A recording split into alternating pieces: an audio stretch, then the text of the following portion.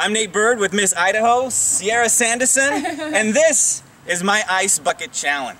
The Ice Bucket Challenge has been a great way to raise awareness and money for ALS. And Sierra has been a great champion in raising awareness for diabetes. Yeah, I've really seen the power of social media with my hashtag Show Me Your Pump campaign, and now the Ice Bucket Challenge for ALS is so awesome too.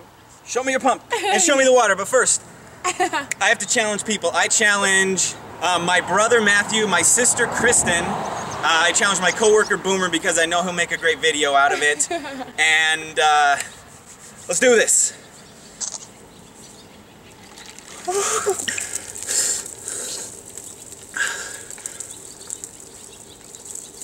Oh, that's just ice cold. Oh, is that it? Thanks.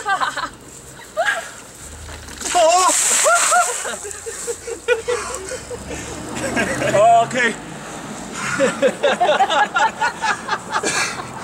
That is awesome. I challenge you too. You have 24 hours to do the Ice Bucket Challenge and donate or do both. That is really cold.